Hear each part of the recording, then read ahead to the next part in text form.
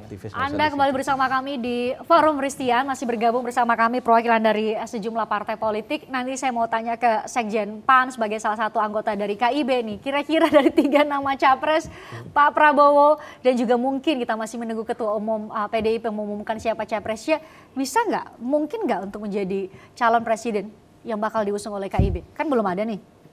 Saya mungkin menjelaskan proses dulu sebelum menjawab akhirnya seperti apa.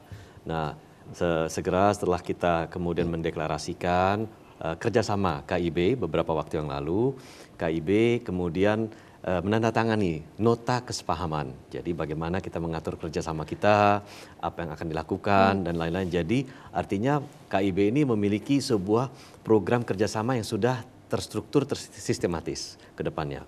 Oleh karena itu nanti di dalam KIB nanti akan dibentuk tim-tim kerja yang akan merumuskan misalkan gagasan ekonomi apa, gagasan bidang kesehatan apa gitu, dan gagasan bidang yang lain-lain apa. Jadi programnya gagasannya dulu nih. Supaya gagasan itu menjadi pokok pembahasan nanti narasi besar yang akan kita persembahkan kepada masyarakat Indonesia di dalam Pilpres dan Pemilu 2024. Tidak ada lagi nanti pembahasan tentang cebong kampret gitu ya, yang betul-betul yang tadi sampaikan melahirkan polarisasi, membelah masyarakat, yang kemudian residunya masih terasa bertahun-tahun setelah proses itu telah selesai. Elit cepat berkumpul, cepat menyatu, tapi di bawah masih terbelah dan itu lama untuk healingnya. Nah, kita kemudian bersepakat di KIB itu untuk kemudian membentuk tim untuk melakukan proses penjaringan nantinya.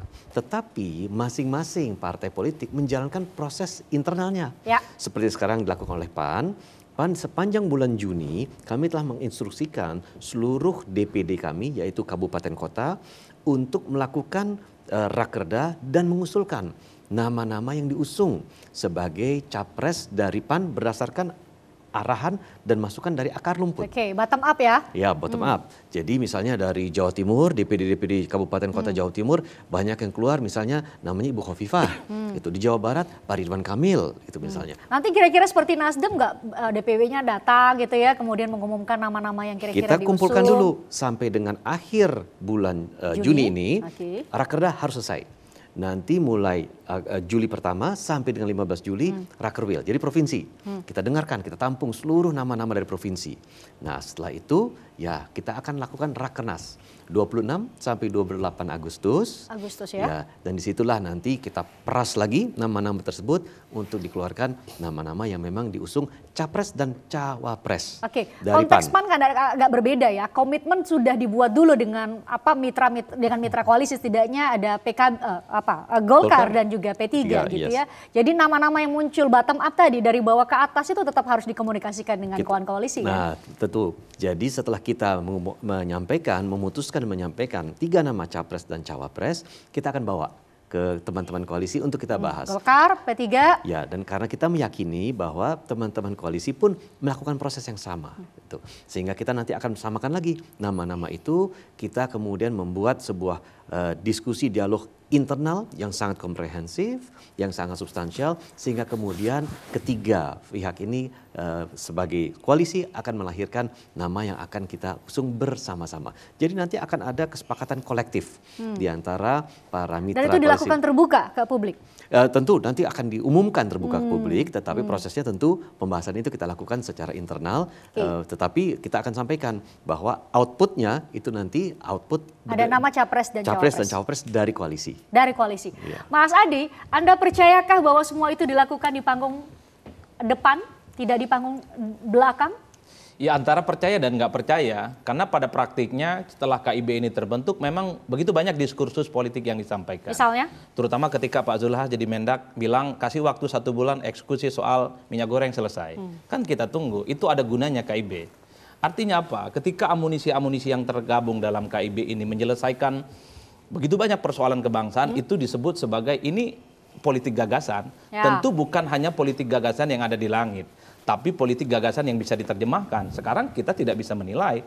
Kita tunggu apakah dalam sebulan ini persoalan minyak goreng, harga-harga yang saat ini naik, itu betul terbukti seperti yang disampaikan oleh Pak Zulhas saat ini. Itu penting sebenarnya, bahwa KIB ini bukan hanya sebatas dalam tanda kutip misalnya, ingin menghindari karena belum ada figur kunci yang kuat misalnya. Sehingga yang disampaikan adalah gagasan yang kemudian lebih naratif, yang sifatnya lebih pada hal-hal yang sifatnya formatif.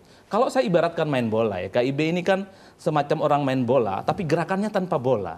Lini serang, lini gelandang, termasuk back ini saling berkoordinasi. Tapi KIB ini belum memutuskan kira-kira siapa nanti yang akan cetak gol.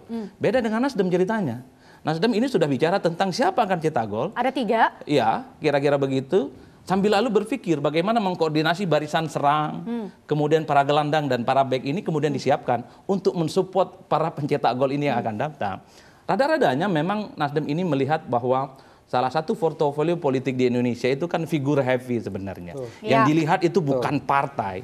Partai itu terkesan hanya sebatas untuk menggugurkan kewajiban undang-undang tentang 20% pencapresan. Jadi setelah itu figurlah yang kemudian akan Kalau mengunci. figur heavy berarti Anda mau mengatakan KIB nggak menguntungkan 3 partai ini? Menguntungkan, tapi kan saat ini pertarungannya adalah untuk 2004, Christian. 2024. Nama-nama yang muncul itu kan kalau kita menggunakan angka-angka kuantifikasi statistik, tidak ada yang bisa menjamin tentang kemenangan. Ganjar, Tipis Anies, soalnya, ya? termasuk Prabowo Subianto sekalipun, secara angka psikologis tidak bisa menjamin bahwa mereka akan menang ketika bertanding di 2024.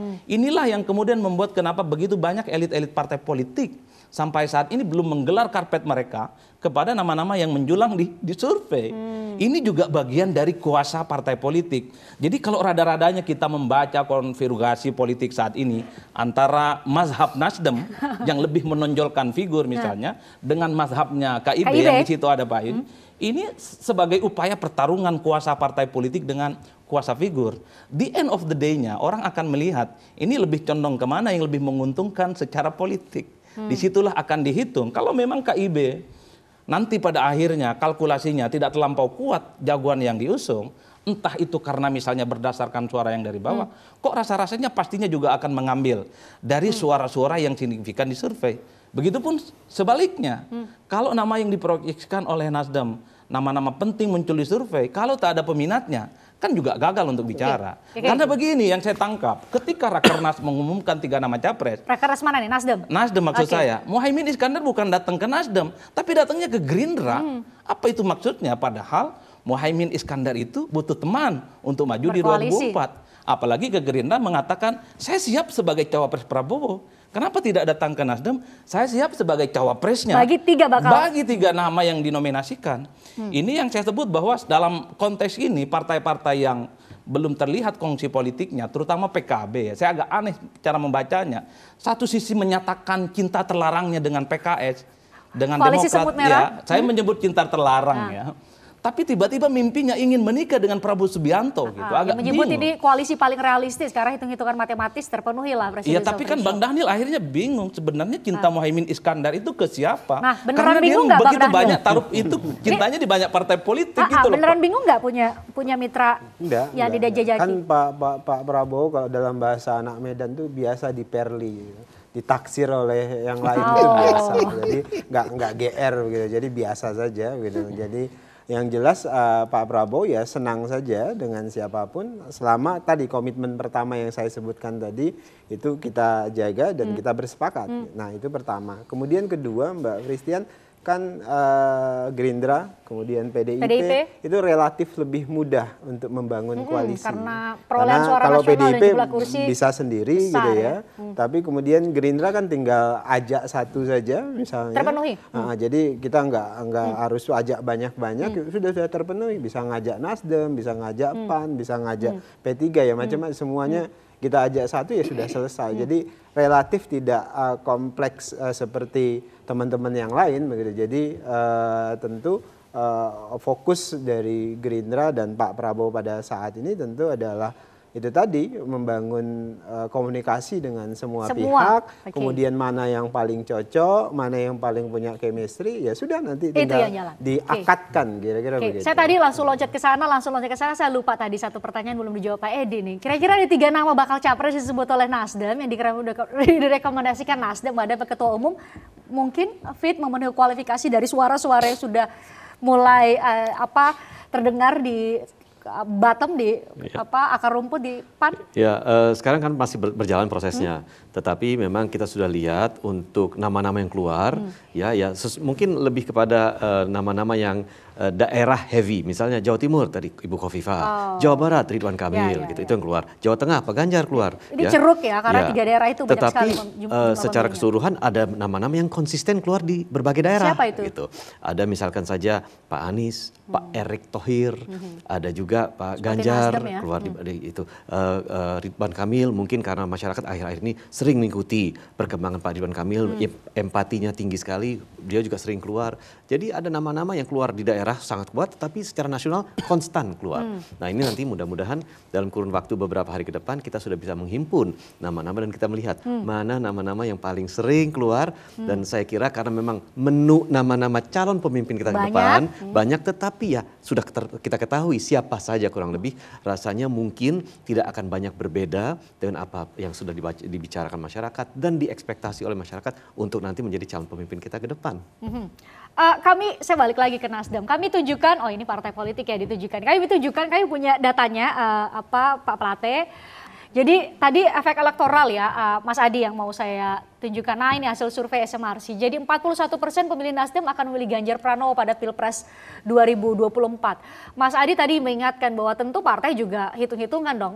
Figur yang diusungnya memberikan efek elektoral nggak ke partainya gitu ya. Terlepas dari tadi Pak Plate bilang, kami memilih pemimpin nasional. Ini data ini seperti ini. Ya, data-data empiris seperti ini menjadi masukan itu bagus-bagus saja ya.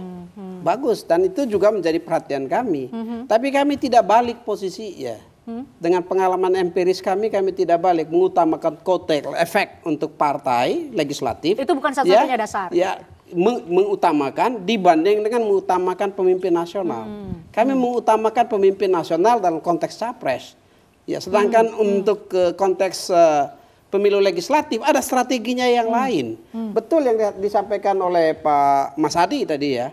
Kalau pilpres itu menso, itu orang yang kontes. Figur yang mengantarnya aja partai politik.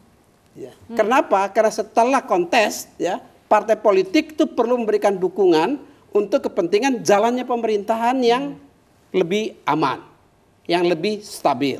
Ya, itu. Kepentingan Nasdem itu? Kepentingan Nasdem untuk pilpres, ya yang utama dan terutama kita ingin mencari figur untuk pemimpin nasional. Tapi tentu ada hitung-hitungan realistis dong, maunya naik dari 9,05% di 2019. Memilih tentu menjadi satu titik jumpa. Ya, satu titik jumpa semua kepentingan itu. Tapi jangan dibalik, yang saya mau sampaikan.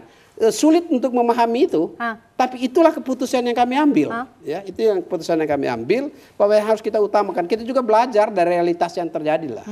Ya, begitu pentingnya, apalagi di situasi 2024 ya, di mana belum selesainya ini dampak dari situasi sekarang ini, termasuk dampak dari pandemi dan dampak dari geopolitik yang terjadi di Ukraine, itu tidak akan selesai dalam waktu dekat itu. Ya. Kita juga harus mencari pemimpin yang betul-betul mampu men-safeguard Indonesia, menjaga Indonesia. Ya, itu yang utama untuk kami. Bahwa itu tidak masuk dalam cara berpikir normalnya pengamat, analis atau partai politik yang lain, urusan sampean itu, bukan urusan kami. Tapi urusan kami itu dan ada tahapannya. Sedangkan yang berkaitan tadi ya, pertemuan para pemimpin partai politik itu yang harus kita dorong. Karena tidak supaya apa? Supaya terjadi itu relasi yang harmonis itu. Tidak saja para pemimpinnya, kader dan fungsionarisnya perlu melihat itu. Bahwa relasi itu harus dibangun, kontestasi ibarat kita bermain bola. Kalau itu dimaknai sebagai penjajakan politik, ya, bahkan saya bercontoh dulu untuk analoginya ya, bahkan bertinju, you pukul berdarah-darah di situ, selesai tinju you bisa merangkulan. Ya. Jangan sampai di politik tidak seperti itu. Dan itu berbahaya. Nah, kalau dimaknai sebagai penjajakan politik, tidak salah juga. Sah itu, sah-sah saja. Memang harus dijajaki. Harus dijajaki. Apa yang disampaikan oleh Mas Edi tadi, Sekjen PAN, itu kami liwati sebelumnya. Ya, dan sekarang akan PAN dilakukan menyerap aspirasi dari bawah. menyerap aspirasi dan sekarang dilakukan oleh PAN. Karena memang Itu hal yang baik juga. Agustus ya, Pak hal Ibe. yang baik itu. Kenapa tidak? Karena apa? Nanti akan mengerucut, ini masih panjang lah, tanggal 19 Oktober sampai 25 November baru pendaftaran capres. Dan prosesnya masih panjang, ya. Masih sangat panjang. Dan dinamikanya harus berjalan dengan baik. Pada saat sekarang ini ibarat kita lari maraton, bukan sprinter ini maraton. Jangan kita jadi pepolitik dengan lari sprinter. Baru 100 meter nafasnya habis. Ini lari 42 km, you atur pace-nya dengan baik. Masyarakat pun demikian.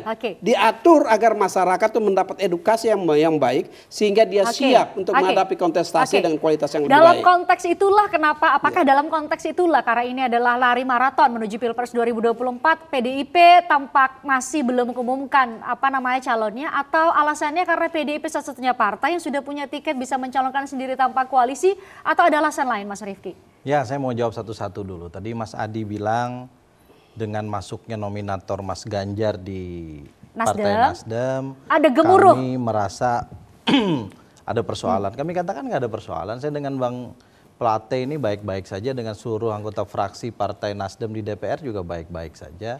Dengan PAN yang saat ini bagian dari KIB, bagi Ibu Mega tidak mau menyebut koalisi ini. Hari ini tadi Ibu mengatakan dalam sistem presidensil tidak ada dalam sistem koalisi. presidensil kita mengenal kerjasama. Koalisi lebih dikenal definisinya di sistem parlementer. Dengan PAN yang sekarang menjadi bagian dari gotong royong bersama untuk menyelesaikan persoalan bangsa. Pak Zul sudah masuk dalam kabinet, baik-baik saja walaupun PAN, P3 dan Golkar sudah mengumumkan koalisi Indonesia Bersatu. Jadi kadang yang lebih baper itu media dan analis seperti Mas Adi dan teman-teman. Kaminya nih baik-baik aja. Kita Sejak baper datang nggak, Mas tadi Adi? ketawa, ketiwi dan senyum-senyum saja. Sampai mengultimatum jangan ada yang main dua kaki. Keluar dari itu kan bahasa orang di luar rumah. Yang tahu bahasa bapak dan ibu itu anak kandung. Jadi anak kandung itu tahu kapan bapak ibu marah. Bahkan kadang dia tadi pun marah bisa atau jauh lebih. itu Itu tidak, itu bahasa sayang dengan anak. Itulah gestur Ibu Mega yang selalu diperlihatkan kepada kami, menjadi cambuk bagi kami, dan cambuk itu yang membuktikan bahwa PDI Perjuangan mampu memenangi 2 kali pemilu legislatif dan 2 kali pemilu presiden. Fokus kami bersama partai-partai yang bekerja sama dalam pemerintahan sekarang, baik di eksekutif maupun di legislatif, adalah menyelesaikan janji kami kepada rakyat pada Pileg dan Pilpres tahun 2019 sampai nanti 2024.